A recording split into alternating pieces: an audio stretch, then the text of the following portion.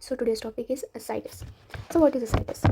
It is derived from a Greek word which means ascos, which means bag or sac, and itis. We all know itis means inflammation. Okay, so it is inflammation which looks like a bag or sac. So now its definition. Definition में क्या है? It is accumulation of excess fluid. Access fluid accumulate हो जाता है. कहाँ पे accumulate होता है? In the peritoneal cavity. यहाँ पे आप देख सकते हैं नॉर्मल एब्डोमेन है, यहाँ पे कोई फ्लूइड अक्यूमुलेट नहीं हुआ है. दिस इज द असाइटिस वाला एब्डोमेन जहाँ पे साफ साफ दिख रहा है बहुत सारा फ्लूइड अक्यूमुलेट हो गया है. कहाँ पे? In the peritoneal cavity.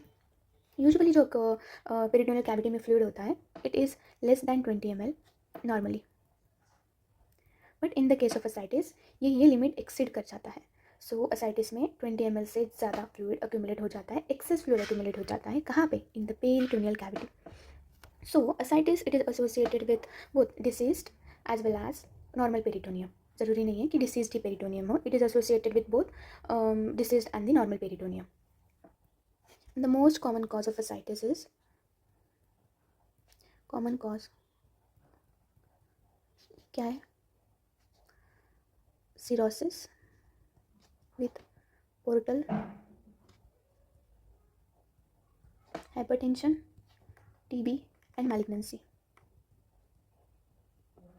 Okay, so ये मेन कॉजेस है. नो हम लोग अभी देखेंगे इसकी पैथोजेनेसिस. सो ये देखेंगे हम लोग इसकी पैथोजेनेसिस. एक ही त्रिपाठी में की पिक्चर ही है. So increased hydrostatic pressure in the portal venous system. What does it mean? So क्या होता है ना, जब भी सिरोसिस होता है, इन केस ऑफ सिरोसिस में दो चीज़ें होती है, फाइब्रोसिस एंड नोड्यूलर रीजनरेशन. इसकी वजह से क्या होता है ना, जो पोर्टल वेन्स है उसके अंदर एक तो फाइब्रोसिस हो गया एंड नोड्यूलर रीजनरेशन हो गया, जिसकी वजह से रेजिस्टेंस टू ब्लड फ्लो बढ़ जाता है. रेजिस्टेंस टू ब्लड फ्लो बढ़ गया.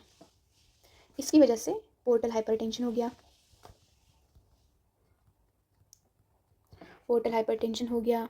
सो हाइड्रोस्टैटिक प्रेशर बढ़ गया पोर्टल वेन्स में.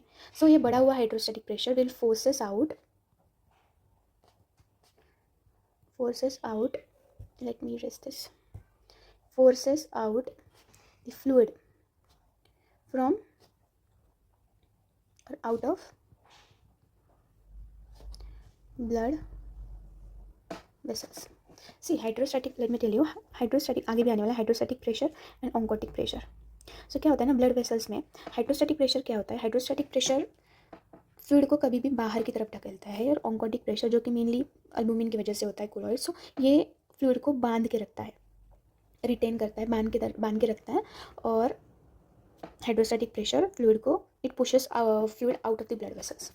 सो हाइड्रोस्टैटिक प्रेशर बढ़ गया. इट मीन्स क्या हो गया? It forces the fluid out of the blood vessels. So ये चीज़ हो गई. बाहर जाके ब्लड वेसल्स से ब्लड कहाँ जाएगा? Forces the fluid out of blood vessels.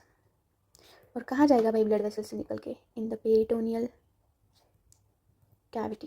Peritoneal cavity में जाएगा. नो हम लोग देखेंगे आगे क्या दिया है.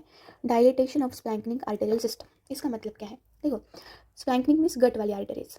सो इसका डायलेटेशन हो गया. इसका मतलब यहाँ पे बहुत ज़्यादा ब्लड यहाँ पे पुल करेगा. पुल मतलब यहाँ पे रेस्ट करेगा. So more blood will pool in these arteries.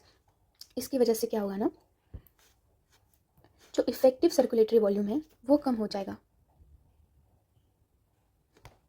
Circulatory volume कम हो जाएगा. सी टोटल वॉल्यूम ब्लड वॉल्यूम जो है वो नॉर्मल है, बट इफेक्टिव सर्कुलेटरी वॉल्यूम कम हो जाएगा. अगर ये कम हो गया तो बॉडी को क्या लगेगा, भाई मेरा वॉल्यूम तो कम हो गया. सो बॉडी क्या करेगी? इसको कंपेंसेट करने के लिए रास एक्टिवेट करेगी. देन एडीएच रिलीज होगा. तो ये क्या करेगा? सोडियम एंड वाटर का रिटेंशन करेगा. सी रिटेंशन मतलब किसी भी चीज़ को पकड़ के रखना, धर के रखना. सो रिटेन करना. सो वाटर और सोडियम को रिटेन करेगा. ये रीएब्जॉर्ब हो जाएंगे और ब्लड का वॉल्यूम बढ़ जाएगा. ब्लड का वॉल्यूम बढ़ गया तो एक्सेस अमाउंट में फ्लूइड अक्यूमुलेट हो जाएगा. कहाँ पे? In the peritoneal cavity. So ये हो गया। थर्ड हम लोग देखेंगे हाइपोअल्बुमिनेमिया, ठीक है, हाइपोअल्बुमिनेमिया। सो इसका मतलब क्या है, मतलब अल्बुमिन कम है बॉडी में। सी जब डिसीज लीवर होता है ना तब लेस अल्बुमिन प्रोड्यूस होता है। सी अल्बुमिन कहाँ पे प्रोड्यूस होता है, लीवर में। जब so in the case of disease liver albumin कम प्रोड्यूस होगा। अल्बुमिन क्या करता है ना, it maintains oncotic pressure. Albumin maintain करता है ऑन्कोटिक प्रेशर को। अल्बुमिन कम हो गया तो ऑन्कोटिक प्रेशर भी कम होगा। ऑन्कोटिक प्रेशर कम हो गया, बताया था ऑन्कोटिक प्रेशर जो है वो पकड़ के रखता है फ्लूइड को। अगर यही कम हो गया तो blood will leak, fluid will leak from the blood vessels, कहाँ पे, इनटू पेरिटोनियल कैविटी में। पेरिटोनियल कैविटी में फ्लूइड लीक हो जाएगा। सो वही बताया यहाँ पे। सो increase hydrostatic pressure in the portal venous system, dilatation of splanchnic arterial system, hypoalbuminemia and reduced plasma oncotic pressure. Finally यही होता है, leads to loss of fluid from vascular compartment, कहाँ पे, into peritoneal cavity. These changes causes reduction in effective circulatory volume. effective circulatory volume कम हो जाएगा, इसकी वजह से रास एक्टिवेट हो जाएगा, सिंपैथेटिक एक्टिविटी इन्हांस हो जाएगी एंड एडीएच रिलीज होगा। वो क्या करेगा, सोडियम वाटर का रिटेंशन बढ़ जाएगा, ये रीएब्जॉर्ब हो जाएगा सोडियम एंड वाटर बॉडी में, और ब्लड का वॉल्यूम बढ़ जाएगा, जिसकी वजह से फाइनली अब बहुत सारा ब्लड अक्यूमुलेट हो जाएगा, एक्सेस फ्लूइड अक्यूमुलेट हो जाएगा, कहाँ पे, इन द पेरिटोनियल कैविटी। सो यही होता है इसके पैथोजेनेसिस में। सो accumulation of excess fluid in the peritoneal cavity, normally 20 ml होता है peritoneal cavity में, it is associated with normal or diseased peritoneum. Now pathogenesis में hydrostatic pressure बढ़ गया portal venous system में, dilatation of splanchnic arterial system, hypoalbuminemia and reduced plasma oncotic pressure. plasma oncotic pressure कम हो गया। इसकी वजह से क्या होगा, loss of fluid in the peritoneal cavity. इसकी वजह से क्या होगा, सर्कुलेटरी वॉल्यूम जो है वो कम हो जाएगा, रास एक्टिवेट हो जाएगा, सॉल्ट और वाटर रिटेंशन इंक्रीज हो जाएगा, इसका मतलब ये रीएब्सॉर्ब हो जाएगा। So blood volume finally increase हो जाएगा इन सब की वजह से, और फिर एक्सेस फ्लूइड अक्यूमुलेट हो जाएगा इन द पेरिटोनियल कैविटी। ये है इसकी पैथोजेनेसिस। ओके, सो अब हम देखेंगे इसके कॉजेस में भी क्वेश्चन आता है एग्जाम में। सो कॉजेस में एक ट्रिक है, देखो, एक तो नॉर्मल पेरिटोनियम और दूसरा है डिसीज पेरिटोनियम वाले कॉजेस। ऐसे कॉजेस जिसमें डिसीज पेरिटोनियम दिखेगी, पेरिटोनियम अफेक्टेड दिखेगी, और नॉर्मल पेरिटोनियम में ये सब कॉजेस है। सो आप याद रख सकते हो, देखो असाइटिस जो है वो है असाइटिस ए। इस असाइटिस के कॉजेस अब B and C. So B वाले 2 हैं, सी वाले 3 हैं, और फाइनली एक एच वाला है। सो आप लोग देखोगे biliary ascites, Budd-Chiari syndrome, not Chiari. So it is a Budd-Chiari syndrome, cirrhosis with portal hypertension, congestive heart failure and Chylus ascites. So आप ऐसे इसको याद रख सकते हो. Okay, now biliary cirrhosis. नहीं, बिलियरी असाइटिस देखेंगे हम लोग. बिलियरी असाइटिस में क्या होता है, बाइल डक्ट की इंजरी होती है, इसकी वजह से ग्रीनिश और बाइल स्टेन्ड असाइटिक फ्लूइड दिखेगा, एक्यूमुलेट हुए वाला फ्लूइड एक्यूमुलेट तो होता है लेकिन वो ग्रीनिश और बाइल स्टेन्ड असाइटिक फ्लूइड दिखता है. सो बाइल डक्ट की इंजरी, इसलिए बिलियरी असाइटिस. नाउ बर्ड-चियारी सिंड्रोम, इसमें क्या होता है ना, जो आपकी हिपैटिक वेन है वो ऑब्स्ट्रक्ट हो जाती है या फिर रप्चर हो जाती है. सो ब्लड नीचे नहीं जाएगा ना, सो इसमें क्या होगा ना, हिपैटिक वेन ऑब्स्ट्रक्ट हो गए तो ब्लड बैकअप हो जाएगा और हिपैटोमेगाली दिखेगी, ब्लड वही एक्यूमुलेट हो जाएगा. सो पोर्टल हाइपरटेंशन बढ़ गया, हिपैटिक वेन ही ऑब्स्ट्रक्ट हो गई, ब्लड वापस चला जाएगा, हिपैटोमेगाली, ब्लड वहीं पे एक्यूमुलेट हो जाएगा और पोर्टल हाइपरटेंशन बढ़ जाएगा. इसकी वजह से क्या होगा ना, फ्लूइड, पोर्टल हाइपरटेंशन बढ़ गया तो फ्लूइड लीक हो जाएगा, कहाँ पे, इनटू द पेरिटोनियल कैविटी.